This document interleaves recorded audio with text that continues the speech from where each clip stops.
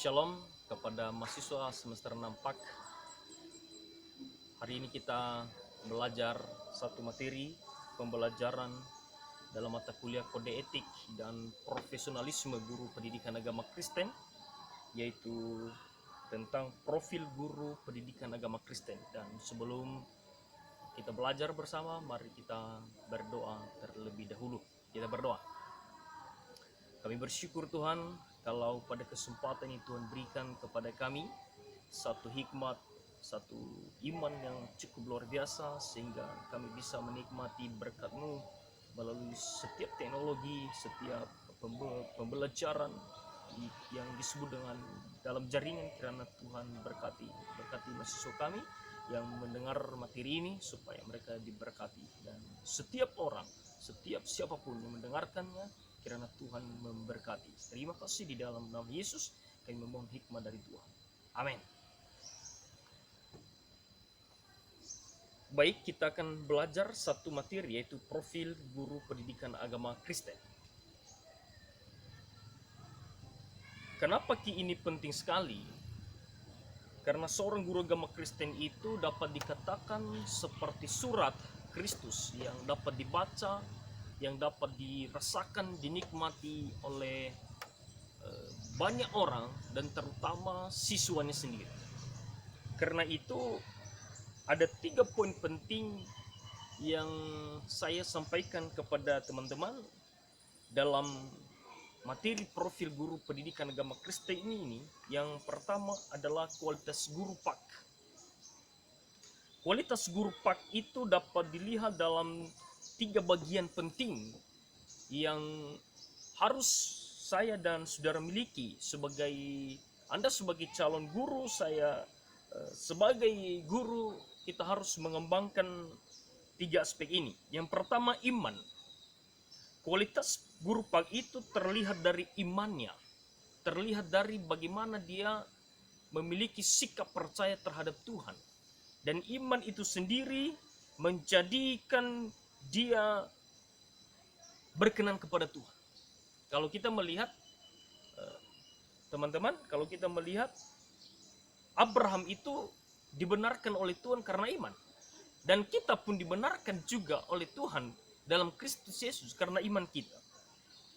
Kualitas guru PAK itu unsur pertama adalah iman, bukan pengetahuan, bukan kecerdasan. Dia mampu menghafal ayat Alkitab, menghafal materi, itu bukan, tetapi iman.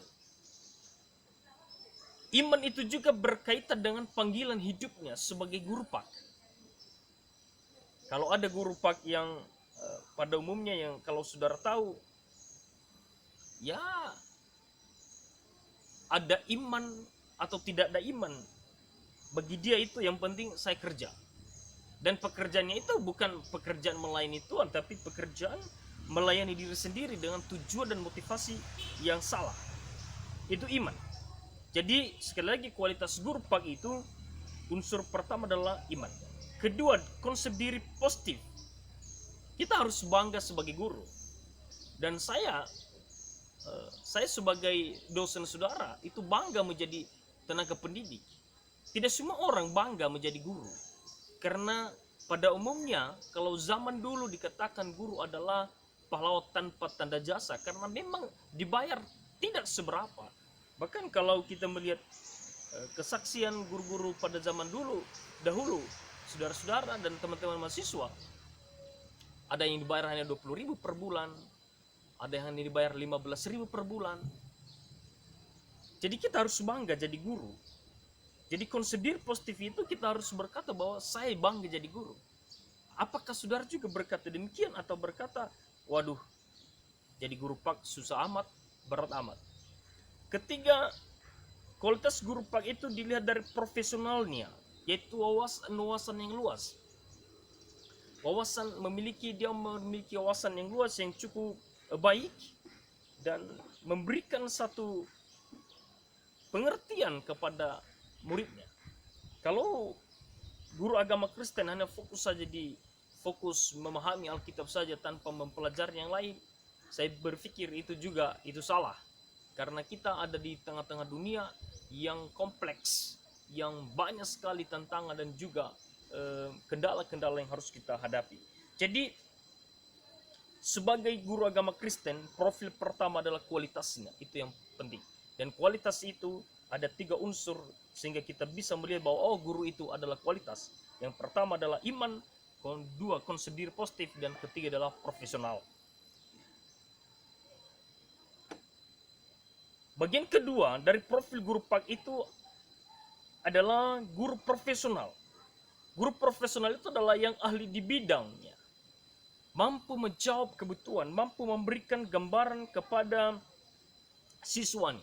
Dan kalau kita melihat dalam satu pembelajaran Tuhan Yesus, dia sangat profesional sekali bagaimana dia mendidik murid-muridnya dengan terampil.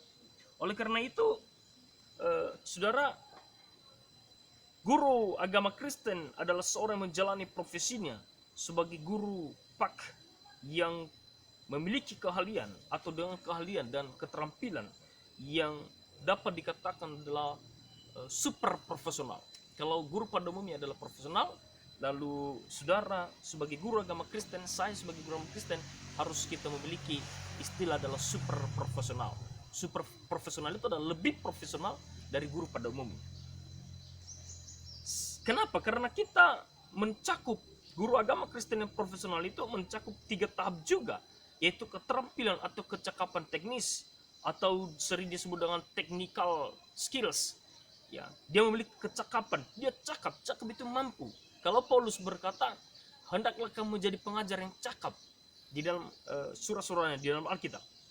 Kedua, kecakapan organisasi atau organisasional skill. Dia mampu menjadi tim dalam satu organisasi. Dia tidak hanya termasuk kepada siswa dia harus bisa bergaul, kepada teman sejawat atau teman guru juga dia bisa bergaul. Lalu ketiga yaitu kecakapan hubungan manusiawi atau human relation skills. Dia tidak hanya memiliki hubungan dengan siswa saja atau dengan guru saja atau dengan pendeta saja, kita harus bergaul dengan siapapun. Kalau kita melihat Yesus adalah salah satu pribadi atau teladan bagi kita, bagaimana dia bisa bergaul dengan orang berdosa, bergaul dengan seorang perempuan yang berzina, bergaul dengan seorang yang pemungut cukai, yang dalam tanda kutip adalah waduh, bagi dunia itu naif banget kok bisa dia bergaul dengan orang. Bahkan orang-orang yang melihat pertemuan itu menentang Yesus dan juga tidak suka dengan Yesus. Profil ketiga yang saudara harus pahami dari guru PAK itu adalah rohani guru pendidikan agama Kristen. Spiritualitasnya bagaimana? Hubungannya dengan Tuhan bagaimana? Dalam hal ini ada 3 poin unsur juga. Rohani guru PAK itu yang pertama adalah berpusat pada Yesus Kristus. Seorang guru PAK harus senantiasa memandang pada Yesus, bahwa dia adalah sumber dan pusat pengajaran Kristen. Tidak ada orang lain dan tidak ada siapapun yang kita beritakan dalam pengajaran kita, walaupun itu pendidikan agama Kristen, selain Yesus. Mata dan hati kita harus terus memandang kepadanya, meniru kepribadiannya, dan mengikuti komitmennya yang sangat tinggi dalam mencapai tujuan misi penyelamatannya kepada umat manusia. Itu rohani guru PAK itu adalah berpusat pada Yesus, artinya senantiasa tertuju kepada Yesus. Bagian B yaitu teladan Yesus sebagai guru agung. Tuhan Yesus Kristus adalah guru agung bagi manusia dan menjadi teladan bagi saya, menjadi teladan bagi saudara juga. Jangan berpikir wah yang menjadi teladan guru yang menjadi teladan bagi saya adalah dosen ini, nama ini. Tidak. Teladan yang paling penting dan utama dalam kehidupan kita atau sebagai bisa saya bahasakan adalah idol teacher itu atau guru idola kita itu adalah Yesus Kristus. Kenapa? Karena Yesus adalah sosok dan performance Yesus sebagai guru agung. Kita tidak bisa bantah ini atau guru manapun berkata wah Yesus adalah bukan guru, dia adalah guru. 2, komitmen Yesus dalam menjalani panggilan sebagai pengajar. Yesus melaksanakan panggilan itu sampai finish. Ya, sampai finish. Kalau kita melihat di dalam Alkitab, Yesus berkata sudah selesai. Itu bukti bahwa dia berkomitmen dalam panggilan. Ketiga, dia mengajar melalui kata dan perbuatan. Integritasnya tinggi sekali. Ya.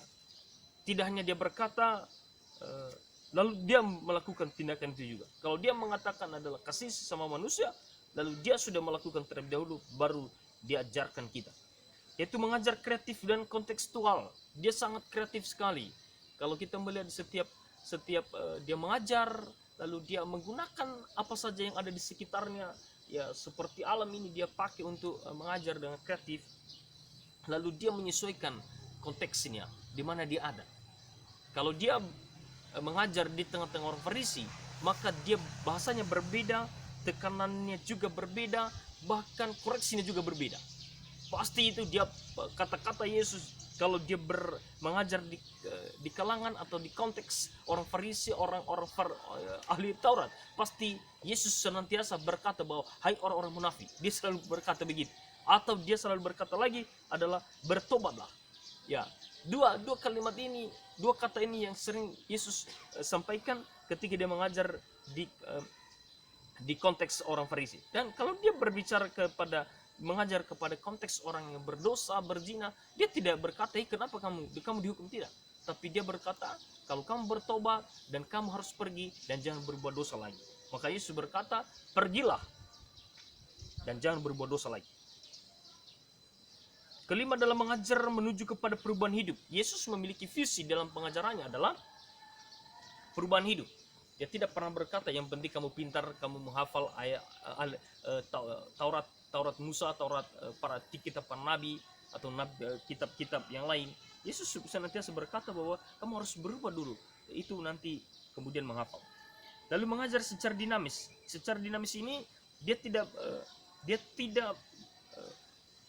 berdiri di situ saja. Ya, di sana dia jalan-jalan, dia mari kita melihat ada beberapa konsep Yesus ketika dia mengajar, ketika dia dalam perjalanan, lalu dia melihat ada pohon ara yang tidak berbuah, itu dia mengajar. Lalu di taman pun dia mengajar, seperti saya saat ini juga pun berada di taman baca STTAM Nias Barat, dan itu luar biasa sekali. Kita bisa menikmati suasana alam, dan saudara harus belajar dari demikian. Dinamis itu tidak monoton. Tidak hanya harus kita, apalagi di zaman teknologi saat ini, kalau seorang guru agama Kristen masih belum bisa mengikuti yang disebut dengan zaman teknologi, atau istilah internasional itu adalah 4.0, itu berbahaya sekali bagi guru agama Kristen, bagi saudara dan bagi saya.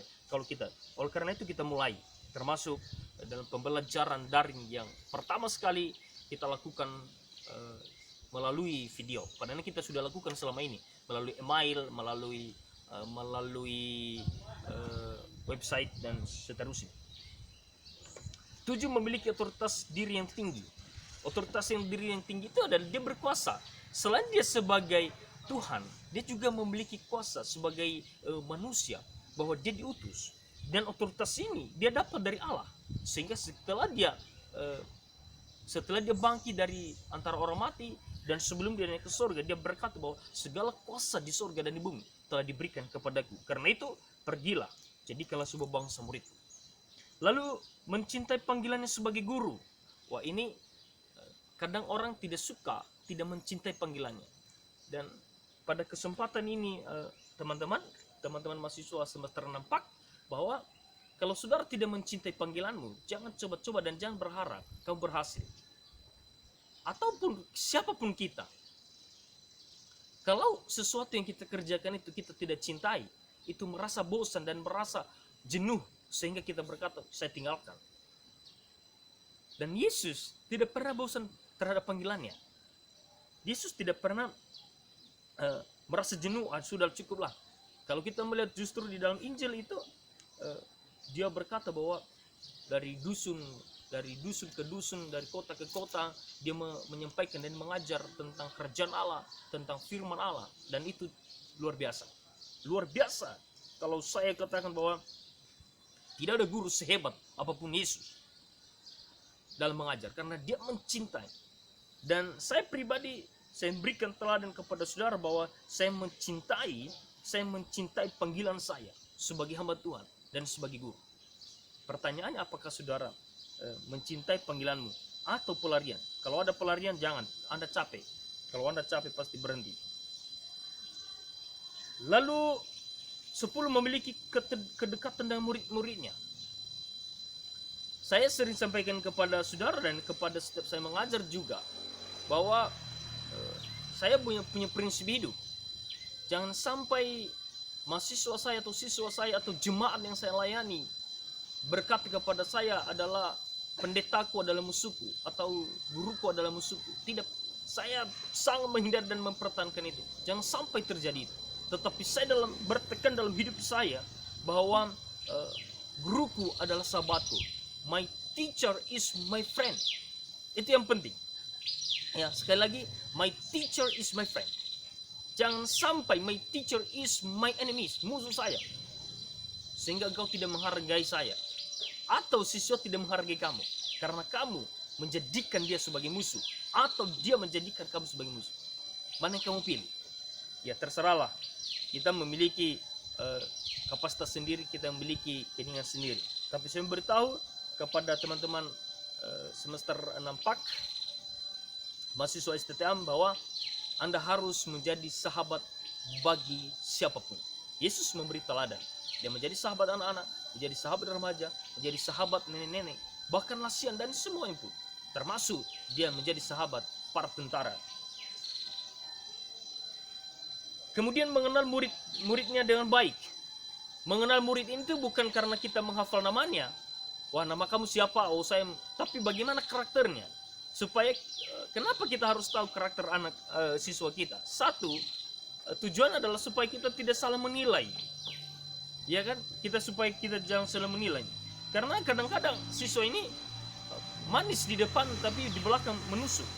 Tapi kita harus tahu itu karakter, termasuk background keluarganya, historinya, sejarah dia sebelum dia masuk sekolah atau bagaimana di setiap harinya. Itu kita harus tahu. Dan saudara, di tempat ini seluruh mahasiswa STTM khususnya semester 6 itu kami harus tahu dulu dari mana kamu, apakah kamu dulu pembunuh, jangan-jangan nanti kami sedang berdoa lalu kamu bunuh dosenmu kan? Maka itu harus tahu.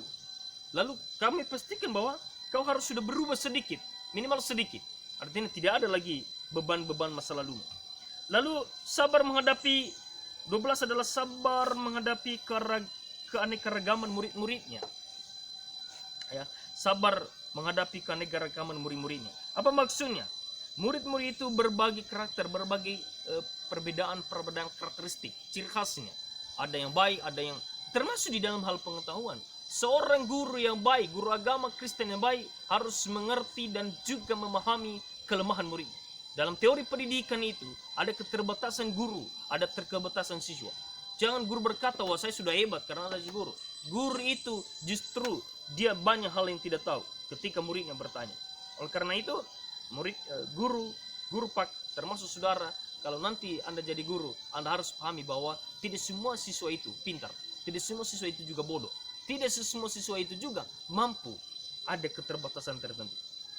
Bagian C dari rohani guru pak ini adalah iman guru pendidikan Kristen yang sudah kita jelaskan dari awal bahwa pertama itu percaya dan beriman kepada Yesus. Tidak mungkin Anda jadi guru agama Kristen Anda tidak percaya Yesus. Itu mustahil. Kedua, menghayati lebih dahulu. Artinya mengimani, menikmati dulu firman itu sebelum Anda menyampaikan. Dan mengalami buah-buah iman. Seperti yang dinyatakan di dalam Galatian berapa? Galatian pasal 5 ayat 22-23. Lalu 4 adalah dapat mengintegrasikan imannya dalam kehidupan. Seperti yang dikatakan Yakobus bahwa iman tanpa perbuatan adalah pada hakikatnya mati. Ada iman tapi tidak ada perbuatan. Ada perbuatan juga tapi tidak ada iman. Itu harus balance dia, imbang dia. 5, berupaya terus bertumbuh dalam iman. Kita terus dalam proses. Saya bisa katakan bahwa guru agama Kristen, termasuk kita para hamba Tuhan, kita seperti musafir yang sedang berjalan dalam pegunungan dalam padang gurun, dan ada saja bintik-bintik kecil atau panah-panah kecil yang terus menusuk kita, artinya mengganggu kita. Tapi sekali lagi, kalau Anda fokus dalam panggilan sebagai guru, pasti Anda bisa mencapai tujuan, yaitu perubahan hidup yang sejati. 6. Memegang nilai-nilai iman dalam kehidupan pribadi dan keluarganya. Jangan sampai juga Anda jadi guru hebat, tetapi keluargamu jadi keluarga yang ambruk, jadi keluarga yang hancur. Kebanyakan guru itu, peringatan keras atau camkan ini teman-teman semester 6, bahwa kebanyakan guru dia bisa mengubah anak orang lain, tapi anaknya sendiri tidak bisa berubah. Kenapa? Karena dia sibuk pelayanan dan sibuk pelayanan, atau sibuk mengajar sana sini, mengajar sana sini. Makanya fokus saja lah, kalau Anda mengajar satu sekolah, itu Anda maksimalkan di situ. Lalu ke-7, mendorong kepada perubahan hidup. Tujuan yang hal penting adalah perubahan hidup siswa, perubahan hidup saudara, dan bersikap melayani. Mengajar itu dalam melayani, bukan mengajar itu dalam memerintah. Oh, karena saya ada otoritas, saya di kelas ini. Kadang-kadang guru agama Kristen berkata, sepanjang saya ada di kelas ini, maka otoritas kelas ini kepada saya. Tidak. Otoritas kelas itu adalah kepada kita semua yang ada di kelas itu, siswa termasuk gurunya. Jangan hanya berkata guru. Bagaimana Anda bisa berotoritas kalau tidak ada siswa? Bagaimana siswa juga berotoritas kalau tidak ada guru? Jadi sama-sama sebenarnya, tidak ada yang lebih tinggi otoritas itu. Artinya kita harus melayani. Dan 9 adalah satu kata dan perbuatan. Guru itu harus memiliki integritas tinggi seperti Yesus Kristus. Itu materi kita pada hari ini, saudara. Dan terima kasih. Saya berharap melalui materi ini Anda dapat mengerjakan tugas yang pertama dalam meresum video ini, dan kedua memberikan tanggapanmu terhadap materi ini. Meresum video bukan berarti video itu yang kamu komentari, tetapi meresum materi-materi ketika kamu sudah mendengarkan materi ini dengan baik. Karena itu tidak cukup hanya satu kali Anda memutar dia, mereply dia, lalu Anda cukup bahwa sudah bagus. Tapi saya berharap supaya semakin lebih baik, 2 atau 3 kali Anda putar, lalu setelah itu Anda meresum, yaitu pertama dan kedua memberikan tanggapan pribadimu terhadap materi yang saya sampaikan pada hari ini. Itu saja. Terima kasih. Tuhan memberkati. Shalom.